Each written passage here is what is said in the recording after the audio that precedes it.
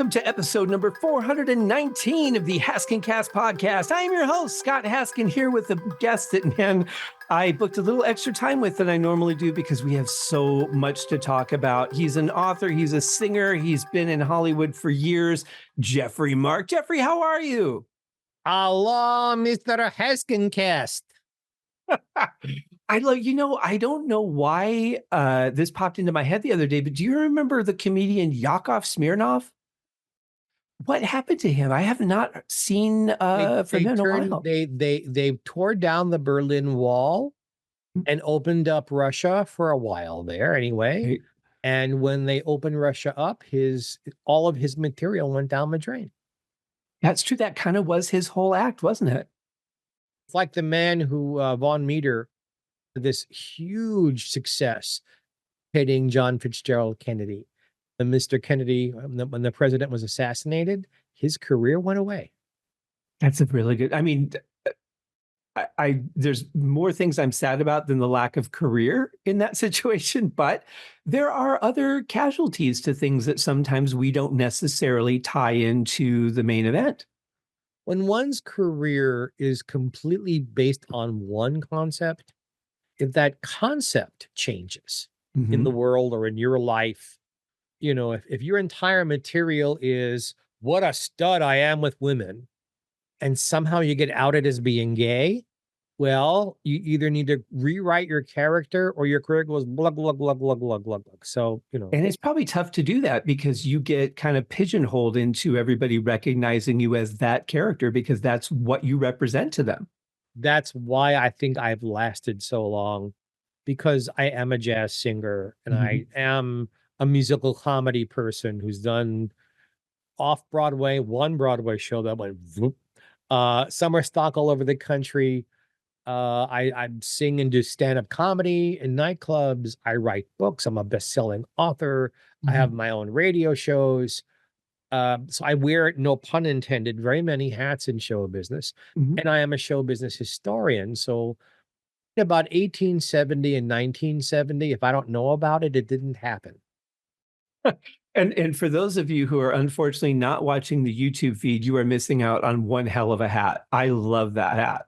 Well, I am wearing a sequined baseball cap in colors of raspberry, sea blue, green, more raspberry, blue, and lemon yellow. And I'm wearing an earring in one ear that has rubies and diamonds and emeralds and jade in it.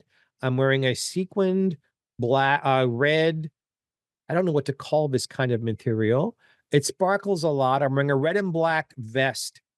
And since you're not looking, I'm extraordinarily handsome.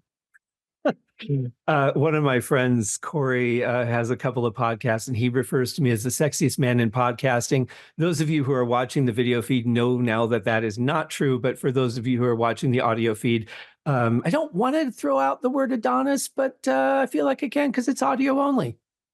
It's an amazing thing, this business of being found attractive. I honestly do think that I'm handsome. I was a good-looking boy. The puberty years weren't so pretty, but I'm a handsome guy. And I would agree with that. And now that I'm getting older, I'm a handsome older man.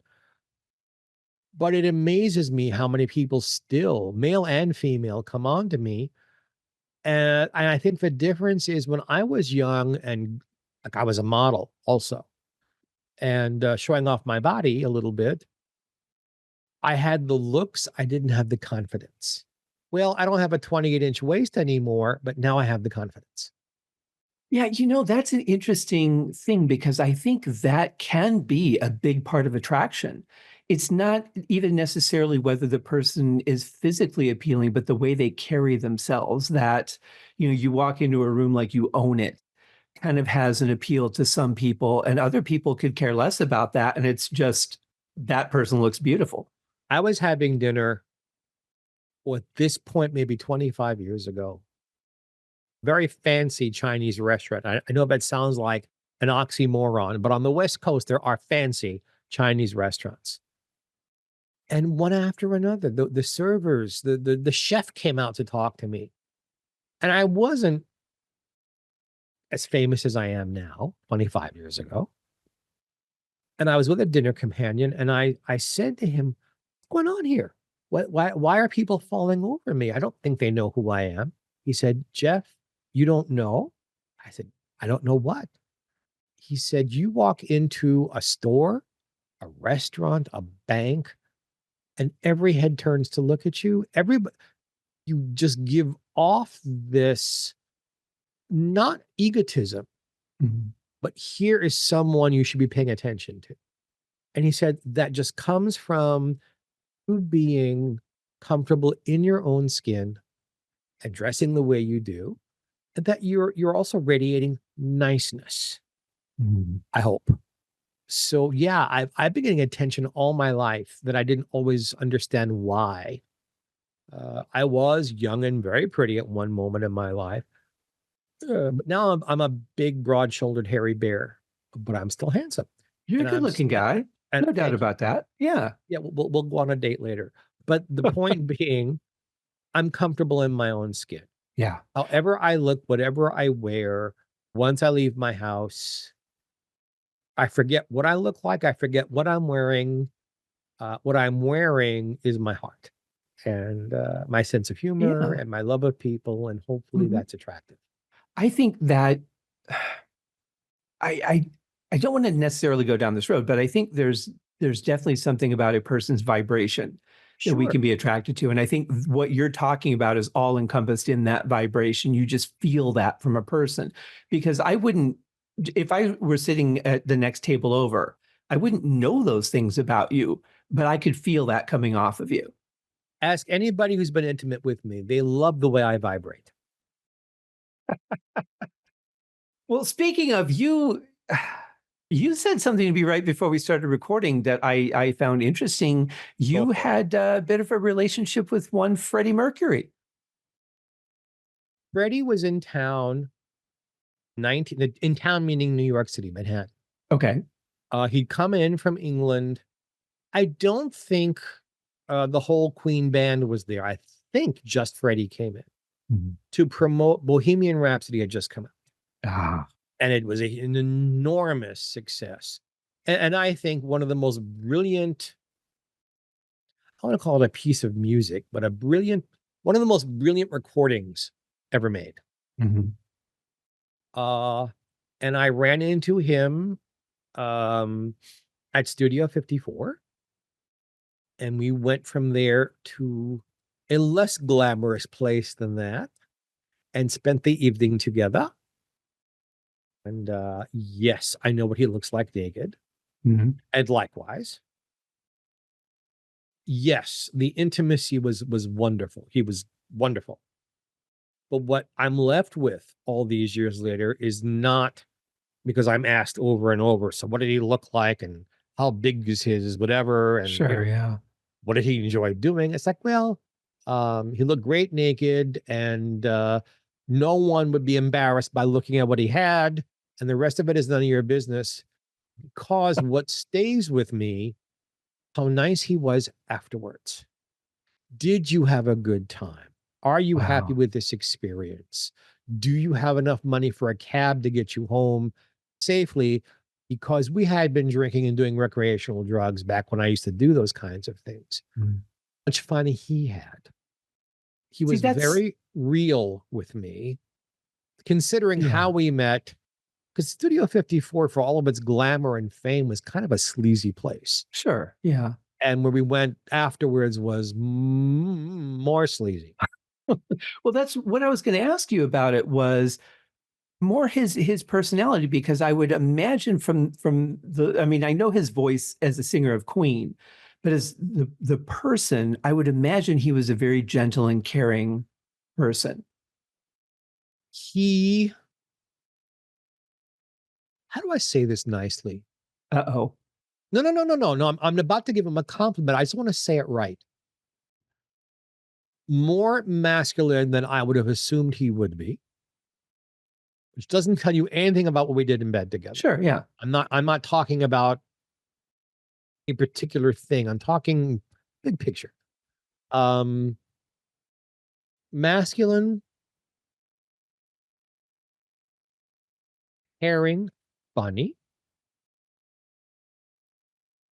and wasn't so stoned or drunk, wasn't in control of his faculties, or there was no awkwardness once I got past the fact that he was who he was.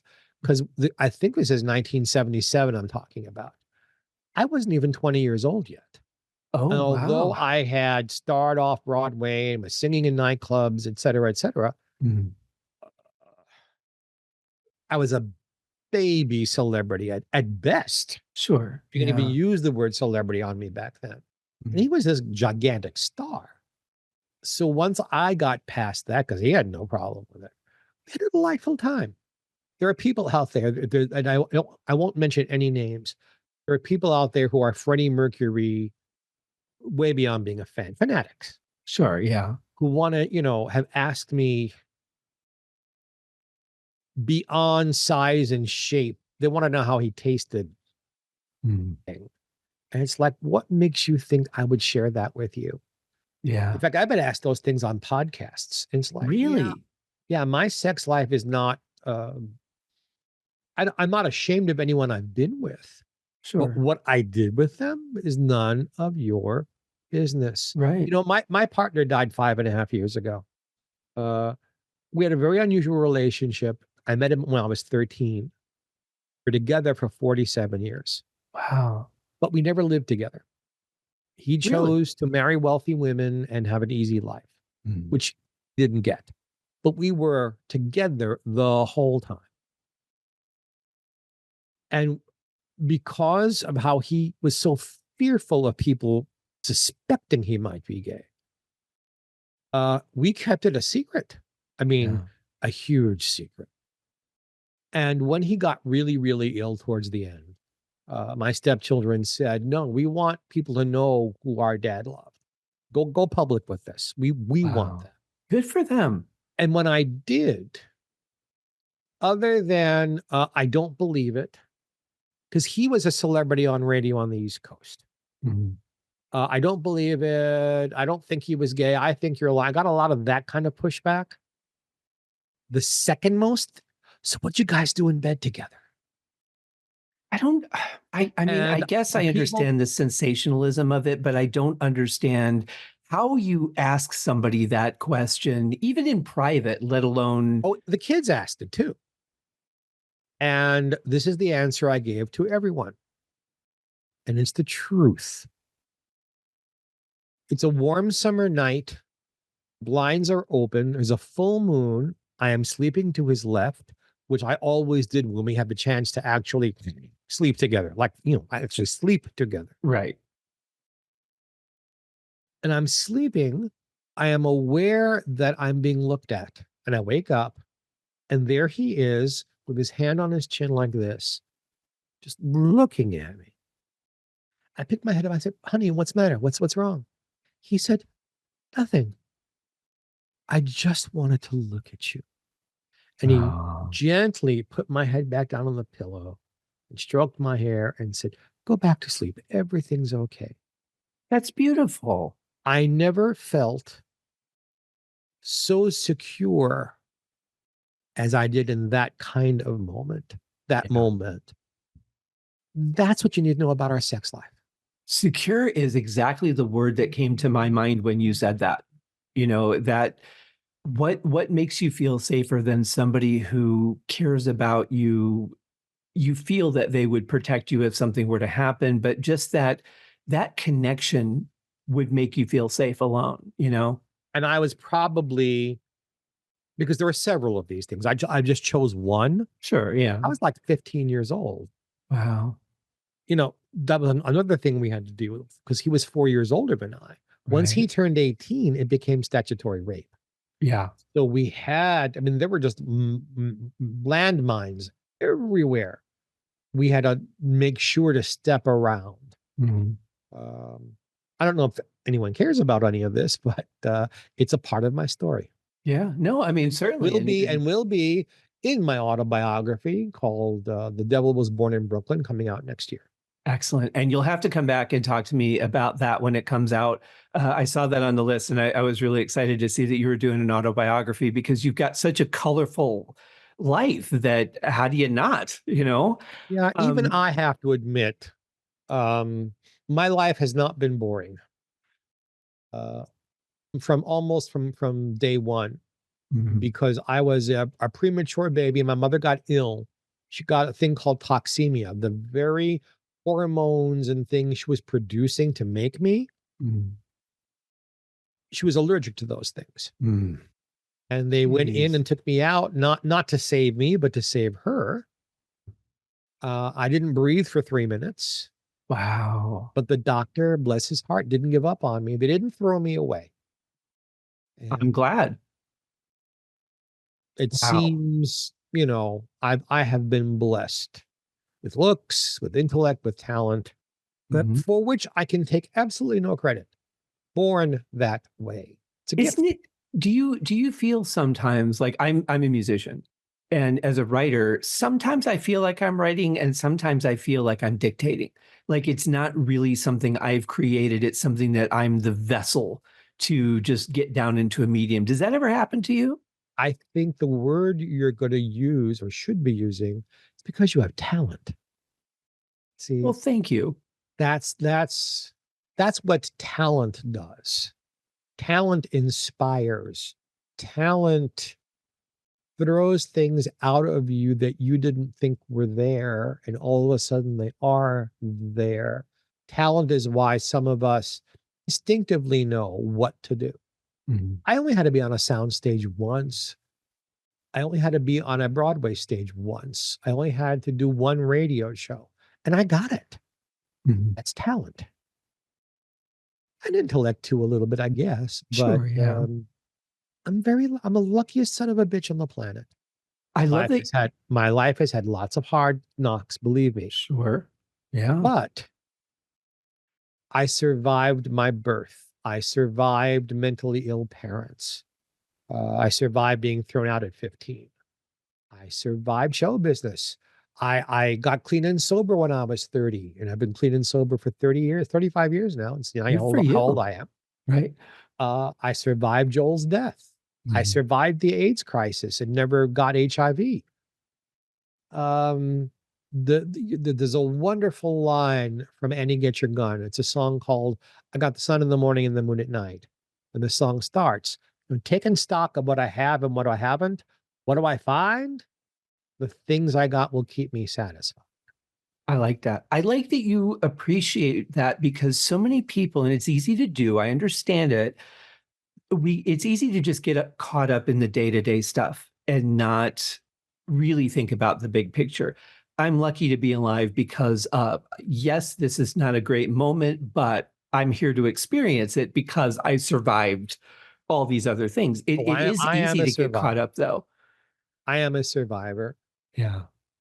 and I try my best to help other people to survive too. Well, I want to ask you before we get into the books and the other stuff. I want to ask you because you told me that you witnessed John Lennon's death. Yes. Did you did you know what was happening at the time, or was it that you were there and you found out afterwards, or did you see it? Well, a combination of everything you just said. Okay. Um, there is a woman in my life, and her name is Phyllis Limpert Viana. Happy to give her credit. She lived on 72nd Street, which is where the Dakota building was and is. The Dakota is where John and Lennon lived. Mhm. Phyllis's building was across the street and then down a few buildings. And there was a wonderful restaurant in her lobby of her building called Noodles. Noodles from all over the world. Could be any kind of cuisine you wanted as long as it was noodles. And we were going to have a very late night dinner, which you could do in New York City back in the 1970s. Mhm. We were going to eat dinner like at midnight or 11:30 or something like that because the restaurant was open till 2. And it was a chilly evening, not cold, but chilly. And I didn't want to walk from my apartment. So I took the subway, which lets you off at 72nd Street and Central Park West. That's the corner that that building was on. Now, in those days, I mean, still today, the street entrance is not really the entrance to the building. It was an archway small driveway. So if you were having a limousine pick you up, they could come and get you. Front door, the actual door of the building was to your left inside of this courtyard. It's like a little itty bitty park. And that's where the doorman was. And that's where all the services came from. That's just how it was. And I turned the corner onto 72nd Street. And just as my right foot brought me into the archway, bang, bang, bang. Wow. And I looked, and what I could see, because that little courtyard park area, I'm probably overstating how nice it was. There were just light bulb lantern things hanging up. Sure. Very dimly lit. There were a few trees and pots. I think maybe there were some benches. I don't remember. But what I saw was a man. If I'm facing him, he was in a 90-degree angle to me with the pistol over what looked like a body. I couldn't see the body all that well. So in the moment, I didn't know it was John. But the man with the pistol, because of where he was standing, was in the light. I could see his face, and he turned to look at me. Oh. Now, Yoko was there, I later found out, but she was further back. If the courtyard was a great big rectangle, I was at one end of the long side. She was at the other side of the long side. She'd retreated away from what was going on. Sure, yeah. Well, she should have. Yeah, natural instinct. Well, I ran like him, against traffic, across the street, upstairs to Phyllis's apartment. I had a key. I let myself in. She was in the bathtub, cleaning up herself. I turned the TV on, just happened to turn it to Channel 9. WOR Channel 9 in those days in New York was not part of a network. It was a local station, but it was the first station that carried the news of what had happened. That's how I found out that what I just saw was the assassination of John Lennon. Wow. And I freaked out. I literally went into the bathroom and sat on my john, and while Phyllis was bathing, she tried to calm me down. I can't imagine. I mean, to see that happen to anyone is a traumatic event. But when you find out it's somebody who is so well known that and I had a connection to the Beatles because the man who brought them to America for their first concerts was a man named Sid Bernstein. And I were second cousins. Oh, wow. So he used to come to my grandmother's house for Jewish dinners, homemade Jewish dinners. And I'd hear his stories. I was forbidden to discuss the Beatles with him, certainly to never, ever ask him for an autograph or a ticket. My grandmother wanted her home to be a safe haven for a man who, in that moment in his life, was under tremendous stress and scrutiny. He could come to our house and eat some really deliciously made Jewish food by my grandmother and just get away from it all. In fact, he didn't even bring his own family. He came by himself. Wow. So I had that connection to John. But I felt, in the moment, after the boom, boom, boom, boom, boom of my heart calmed down, I felt guilty. It's like, I witnessed the death. I saw the guy's face. And then once I found out that Yoko was there, I did nothing to help her because I couldn't see her. And I can recognize the man. I saw his face that well. Right. He just happened to be in the right spot in the courtyard where a light was shining. When he turned his head towards me, that's when the light hit his face. And I felt terribly guilty that I was a coward, that I didn't call the police. I didn't stay there and try to help anybody. I just ran like the wind. I believe I was 19 years old. Well, I think the thing is that we can say, if I were in this situation, here's what I would like to think I would do. But adrenaline kicks in and you get into survival mode. You get into, if you don't go towards a man who's got a gun. I mean, that's not typically a sane thing to do. Your heart might want to be able to help, but you're also putting yourself in harm's way heading towards that situation. So it doesn't really make sense that you would take that action, but I get where you're coming from. And of course, there were no cell phones. I couldn't click and take a picture of him. I couldn't call 911. Now, I could have gotten to Phyllis's house and called 911. I didn't. And I felt terribly guilty. Even though the police, our boys in blue in New York, it's what we call the police in New York City, they were there in moments. I mean, there hadn't been 4 minutes, maybe 5 minutes in between my witnessing what happened and I was turning on the television set. And already this guy was in custody. So it wasn't like we don't know who this is. They already had him. They got there Right. that Yeah. quickly. Many years later, I just happened to be able to reach out to Sean, his son. And Sean said, Geoffrey, there's nothing you could have done. He was already dead. My mother was safe. Don't feel guilty. You took care of yourself. And they got him immediately. Your IDing him wouldn't have made a difference. Right. Please, he said, stop feeling guilty. So I appreciate that. Yeah, I get where both of you are coming from, but I think at the end of the day, it's whatever your natural, because it wasn't a conscious thought, it was a reaction. Yeah, I there think was that's no the thinking difference. involved at all. It was completely... If you thought about it, if you stood there and you're like, should I go help?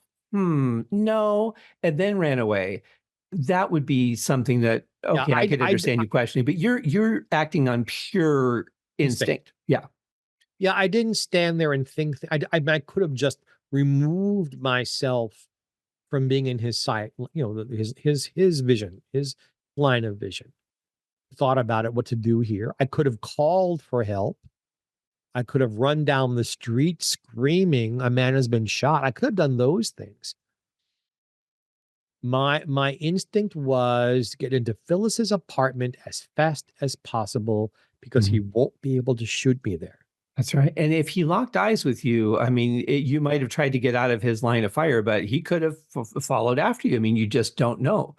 So yeah, don't feel bad about that. I want to talk to you about your podcast. Tell me about that. I'm a bit of a fan of podcasts, as you might guess. And you're good at it. You ask good Well, questions. thank you. It's called Geoffrey Mark Plays Ella. And it's on radio stations around the country. If it's not in your town as a radio station, it's available as a podcast on every platform you can think of. Every week, we're in our third season now. And every week, I choose songs on a specific topic. This last week, as we're talking right now, the topic was Ella and Louis Armstrong. This week, which will include when this show will be watched by all of you wonderful folks out there, it's Ella and Joe Pass, the great jazz guitarist. Wow. And then I tell insider stories about how the music was made, Ella's relationships to these people, why certain songs were chosen, why I chose the songs, any historical significance. Hopefully, I'm telling, like I'm doing right now, I'm telling hopefully interesting stories. We're starting a new podcast called The World of Geoffrey Mark. And it will be mostly my telling these kinds of stories on a theme. And every once in a while, I'll have on one of my celebrity friends and just have a conversation with them. I'm not going to book people I don't know, or just people I dine with, talk on the phone with, work with, attend red carpets with, and just chat about our lives. So that's happening right before my birthday in September, probably. Okay. So, and then I've got 2 books coming out next year. The new Lucy book. The Lucy book was something I wrote quite a while ago. It was all of Miss Ball's, Lucille Ball's television career, live TV until she passed away. And by the way, for those of you who are watching, they're only seeing me use one hand. It's because I'm going to lift my hand in the camera. Can't even move my wrist right now. So I do have 2 hands. And for those of you who are not watching anything, you don't care. I thought I'd clue you in. I recently interviewed Jim Hardy, and I had asked him, because he worked with Lucille Ball, working with Bob Hope, and I said I would be so upset with myself if I didn't ask you what she was like, and he had just nothing but the most wonderful things to say about her. What's Lucille your perspective? Ball, she was a complete pro. She lived for her work. She worked so hard. You know, people don't know the timeline very well. By the time she started I Love Lucy, she had just turned 40. She'd already been in 70 movies, Jeez. already had her own hit radio sitcom Mhm. called My Favorite Husband, upon which the show was more or less based. And then, except for the first season of I Love Lucy, everything she did after that, they sat around a table with everybody who needed to be there to read the script on Monday. Thursday in the early evening, they were filming it in front of a live audience. So all that magic we see in these episodes happened in 4 days.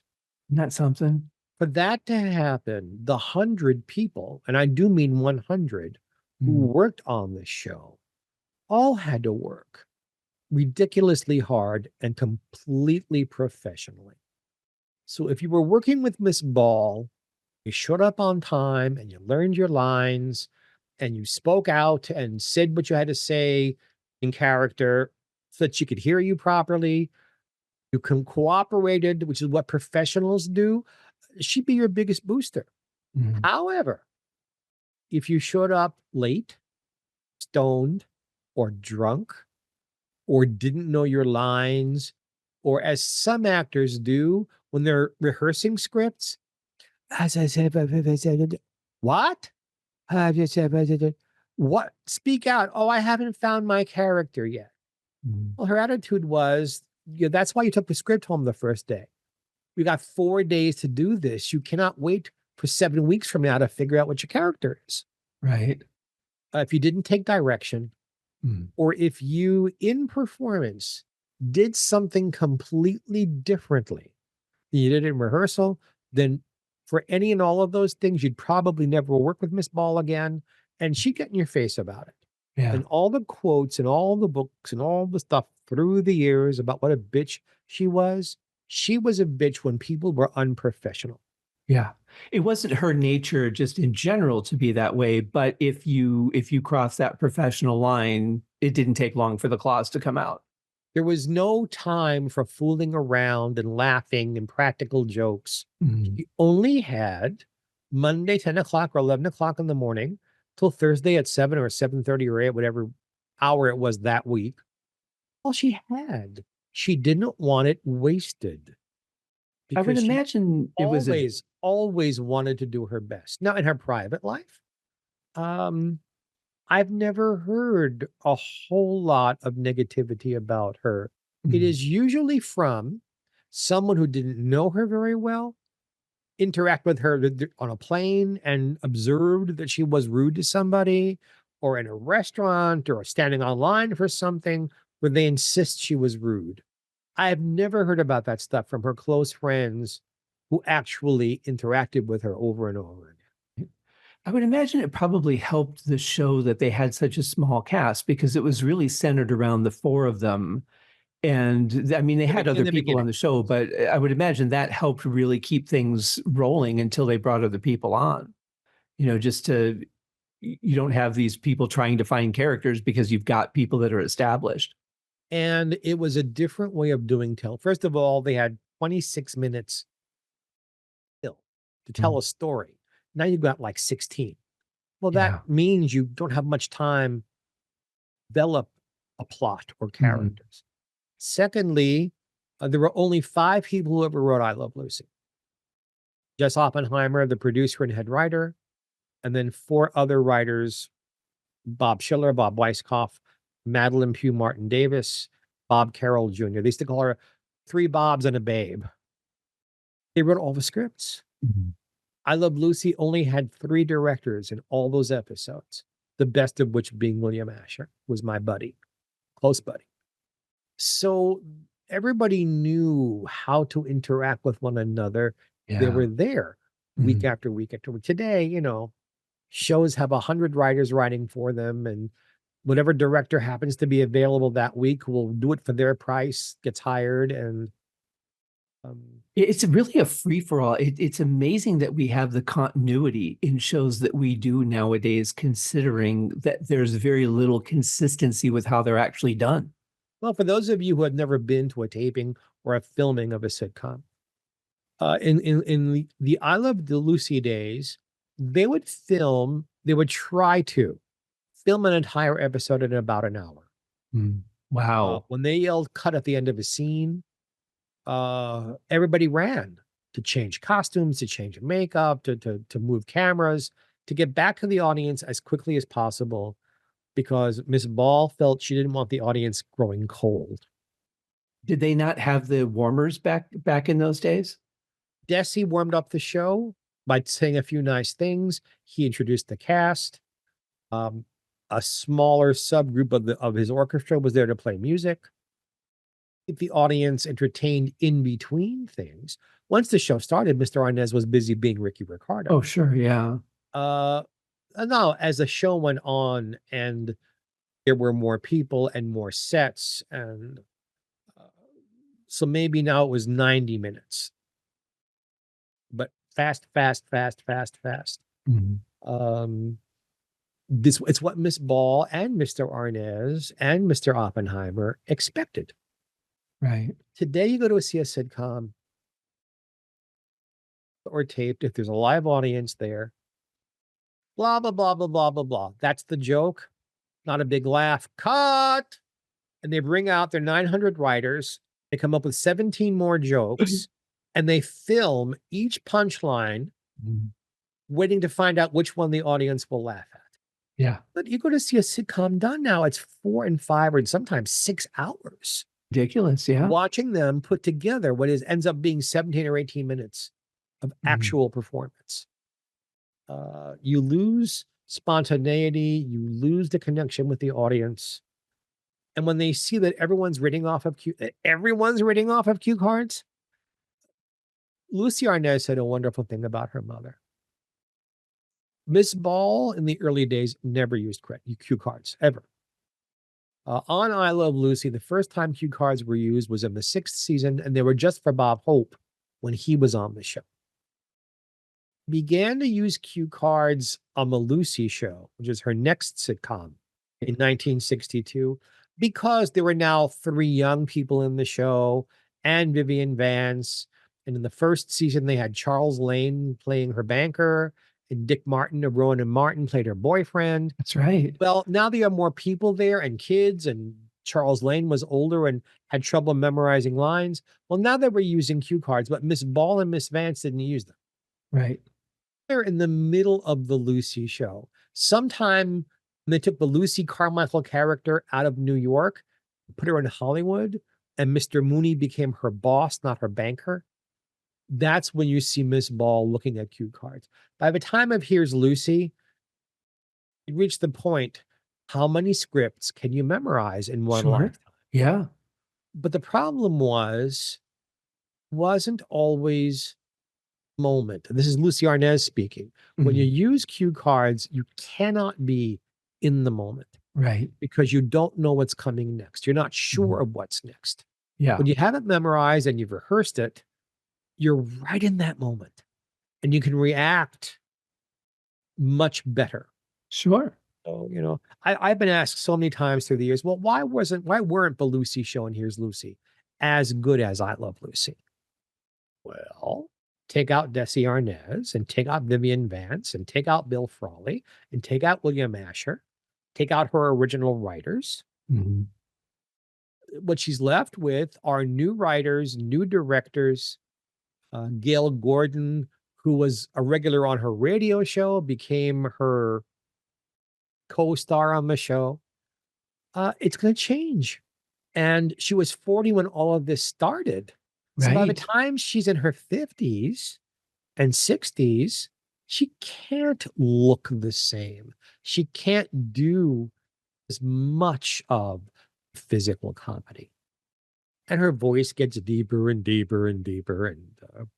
And she loses a bit of the natural feeling, and it becomes a little bit more, I don't want to say dry delivery, but you do after a while, after you've been acting for so long, I think you lose a little bit of that lilt that's in your voice. Well, 2 things. First of all, the original writers wrote the Lucy character as being intelligent, not well educated.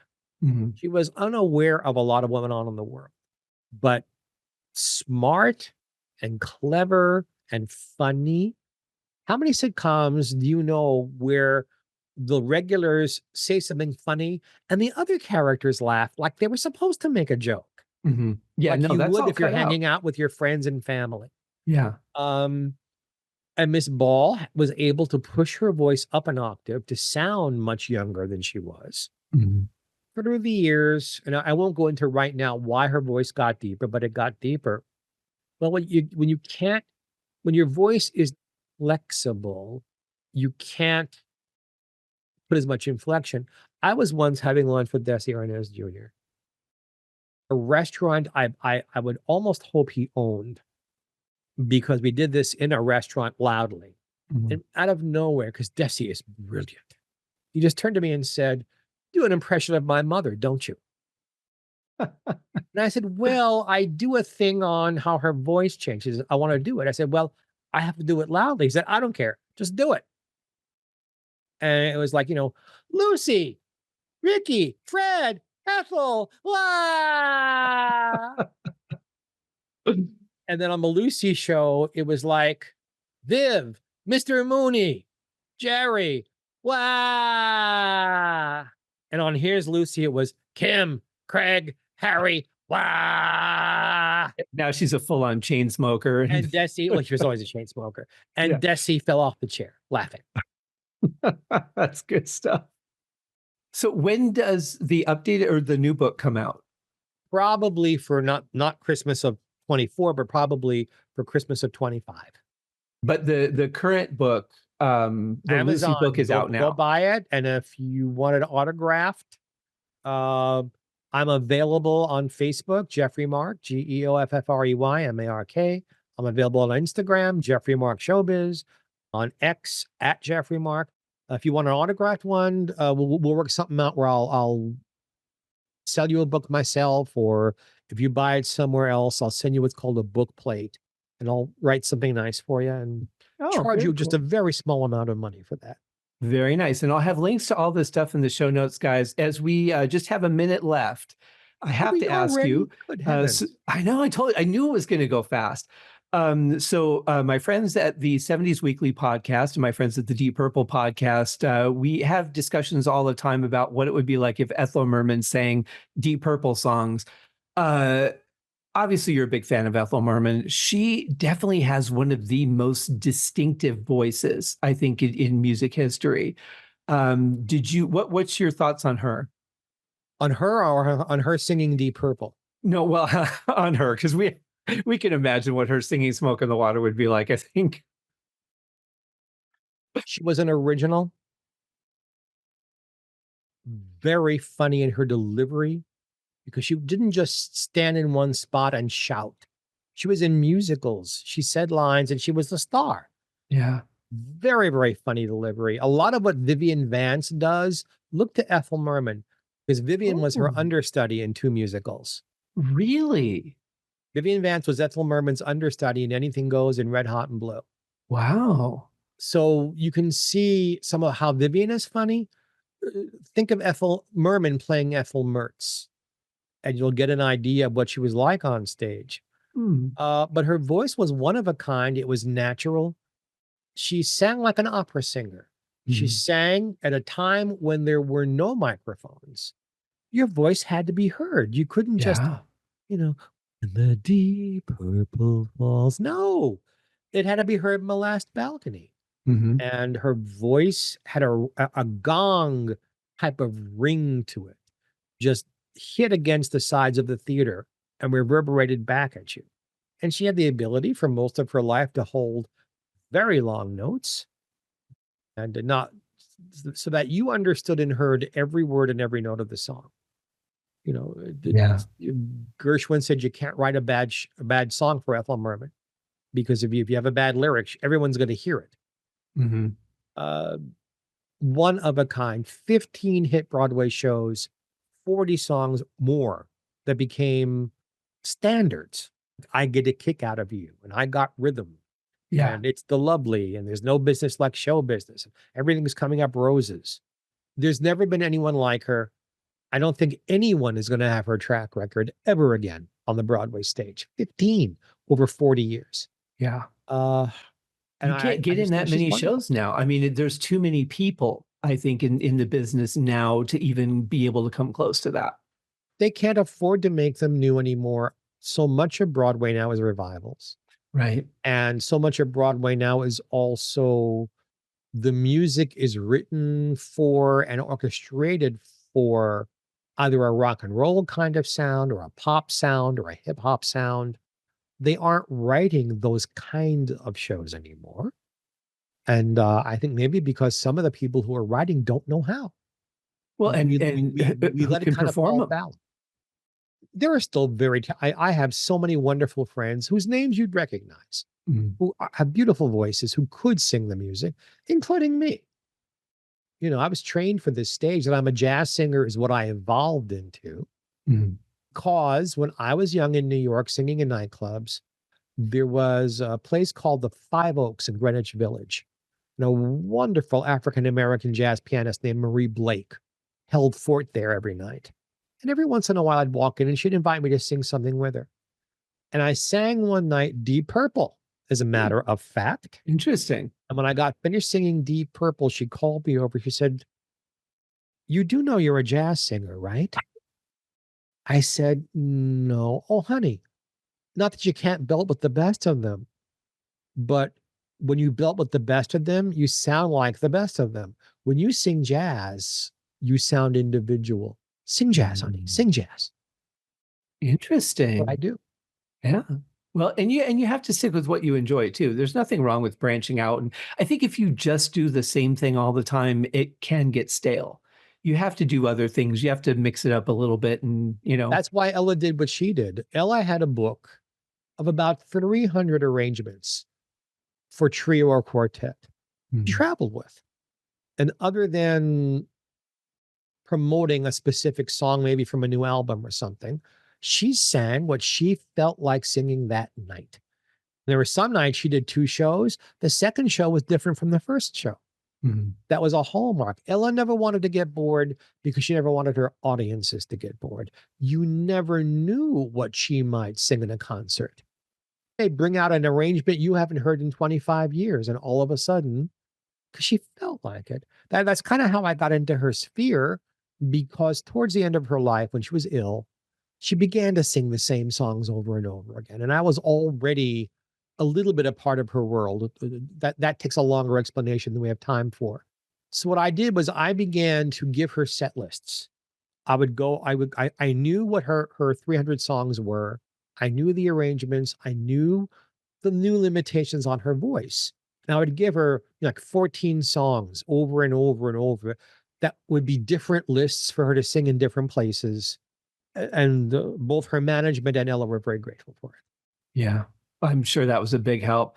I could sit here and talk to you for hours because you just got Well, so much the history. next time, book me for 2 hours. We'll do that. I might just have to. I normally do 30 minutes, and I told Harlan, I said, I have a feeling I'm going to want a little more time. Could we do 45? And he said yes. And now I kind of regret it, but what I more? can't even But introduce you'll have to myself come in 30 back. minutes. I'll be happy. Well, Geoffrey, thank you so much for you guys. Thank you for listening or watching. I will have links to all this stuff in the show notes. Very excited about your new show and all these new things that you have coming out. But in the meantime, there's plenty of stuff for you guys to enjoy. So check it out. Geoffrey, please come back on the show again. As often as you'll have me. Excellent. Thank you, guys. We'll see you back on our normal Wednesday schedule for the next episode of the HaskinCast Podcast. Cheers.